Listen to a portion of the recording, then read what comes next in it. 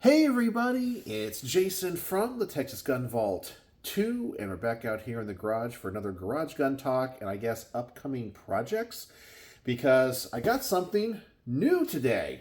And this is not lent to the channel, it's actually mine. And we're going to dive into the NFA world a little bit more.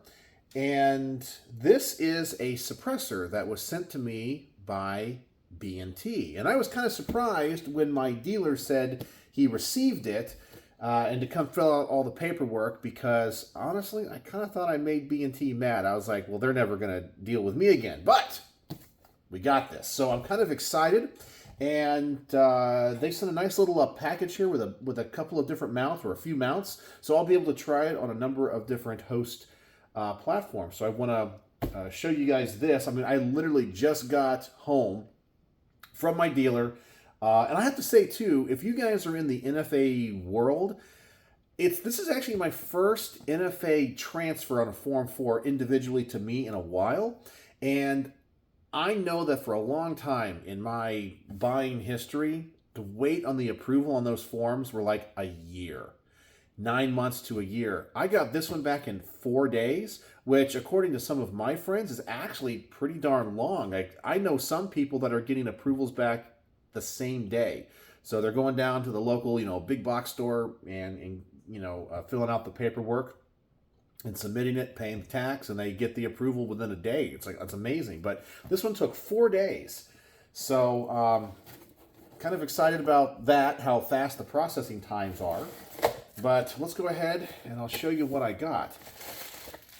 So I really wasn't sure what to expect. I had kind of looked on their website for what this is. B&T has come out with a series of 3D printed suppressors. So they're using, the high, I guess like the new technology, additive manufacturing, and they're making these out of, don't quote me on this. I got to look up everything. I think it's like titanium and maybe something else, maybe Inconel, but I'm pretty sure titanium.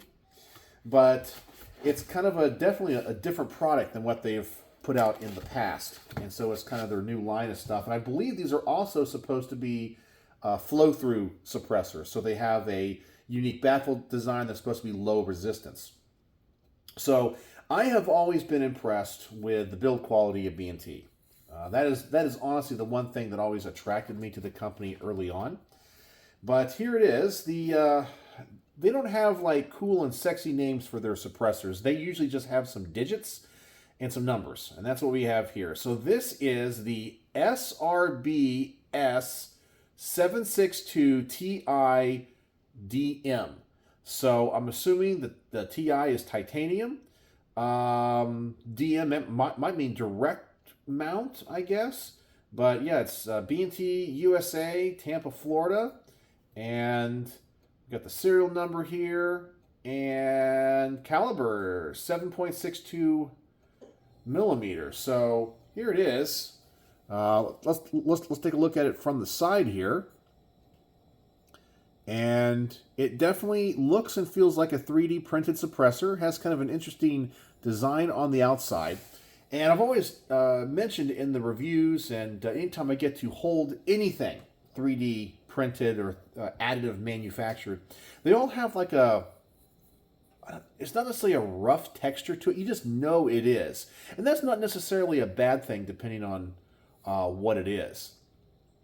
I guess when it comes to the additive manufacturing, they can do things and manufacture things not only quicker, but more intricate than if it was something that they had to mill out. But it's very light. That is the one thing when I picked this up, I was very impressed with how light it is.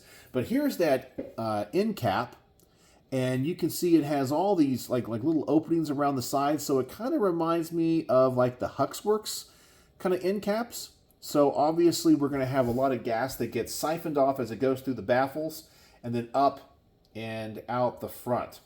I do like that though. Sometimes I feel like those flow-through cans have kind of like goofy designs, especially on the end cap. They look a little bit too, I don't know, I don't know what you would say, almost like 1950s space age kind of thing. But this one looks kind of functional. I do like that. We have this direct mount on the back. This is not a user serviceable can, so I'll have to see what the size of the wrench I need to get that off. But they also sent a couple of different mounts, and I was really wanting, and when they asked me about this, I said I really want to do it on a 5.56 or 300 blackout, but really 5.56. But they said, hey, we want to give you the 30 cal can, and we'll send you mounts for both. I was like, okay, well that definitely works because I'm going to do it on both, or review this on both platforms. So we got a muzzle device here, and this one is 5/8 by 24. So this one is going to be a 30 caliber flash hider, and I guess this thing, I think, can attach to a A2 flash hider. Once again, I got to look exactly what this one is. I got to do all of my research before I do the review, obviously. So they gave me the 30 cal flash hider. I'm going to assume this one is the 5.56. Yes, 1/2 by 28. So that should allow me to run this on a 5.56. And they also sent, I guess it's the QD mount for it to go over those. And so here's that one. Maybe. I have to see here. I don't know. Because this one says 5.56. Where's this? As I said, I just literally picked this up and I wasn't sure what to expect. So does this go over the flash hider or does this go over the A2 flash hider? I know. As I said, I got to figure it all out. So I'm really excited about that. And let me see. I don't think it came with a owner's manual. It did not. So I'll just go onto their website and download their PDF owner's manual. But literally, I didn't know what I was getting. And so this is it. And so I have to just check everything out. So there you go. So anyway, let me know what you think, and have any of you guys ever tried out any of these B&T 3D printed suppressors? I know they're kind of new, and I'm really excited to see how they perform. So there is that. So that's the upcoming project and what I have to add to the pile of stuff that I need to get done. Which, by the way, I'm going to put out a little, not necessarily a disclaimer, but a word to the people that have lent guns to the channel. I am working as diligently as I possibly can to get through the big pile. Right now, I've gone to this peak where I have a lot of stuff in for review, and once again, I'm a little bit overwhelmed. And so some of the guns I have in for review I've had for a while, and I'm working as fast as I can. But I've had a lot going on. I've been super busy. I have a lot of performances coming up. I have to play in a musical in about a week or so, and that's going to take up a lot of my time from like Tuesday to Sunday. I love playing musical theater. I absolutely love it. It's so much fun playing in the pit orchestras, and I'm doing it for a local school, and they always go all out when it comes to the budgets on their musical. So I'm like one of the professionals they hire for the orchestra. So I have that going on. And we recently had a sudden death in our family, so I've been, busy handling stuff for that. So I'm a little bit behind. So if you have lent guns to the channel, know that I'm diligently working to get through it. I have a lot of footage filmed, and I have a lot of guns that I need to clean. So I'm probably going to clean a gun once I get done making this a video. So I guess that's my disclaimer. There's one other thing I did want to talk about before I let you go. I know if you follow my main channel, you guys noticed that I released my review on the O-Sight X today. And of course, because it's an O-Sight or Olight product, some people were, going to disparage it. And I tried to give it as fair of a review as I possibly could. I did have a negative thing to say about it.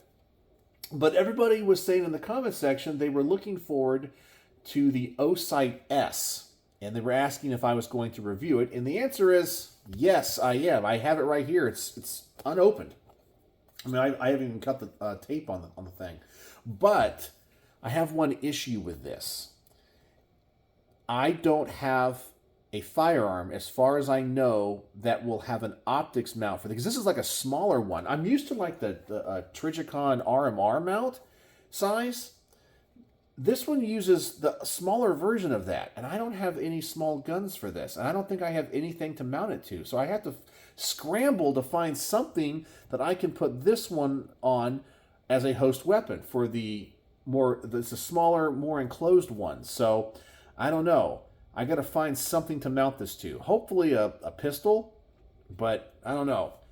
So before I can film the review on this, I have to find that. So what do you guys, if you guys happen to have the Osight S, what do you run it on? And I even forgot the name of the mount style for this. So I got so much work to do. It's crazy. So much stuff I have to look up. So anyway, I just want to make a quick little video tonight and show you this, figure it all out, put this in the queue, get the review on this going, and add it to the huge pile of stuff that I have to do. So there you go. And I guess I didn't remember what else I wanted to talk about. I think it had to do with politics and all the stuff that's going on with the Trump administration cutting the personnel of various agencies. And I started to worry about them doing it to the ATF's NFA branch, because now we have all these really short wait times for these. I hope they don't go back to the long wait times again, but we'll just have to see. So anyway, that's all I got for you tonight. Not too exciting, but thanks for joining me here in the garage. And if you made it to the end of the video, the word of the day is going to be, let's go with mount. Mount is the word of the day, because I got to figure out all these different mounts on this suppressor, and I have to figure out what I can mount the Osight S to so I can properly review it. So anyway, that's all I got for you tonight. Just a little bit of gun talk. Thanks for joining me here in the garage. Sorry, it's not more, pressing information, but that's all I got for you. So, as always, thanks for watching.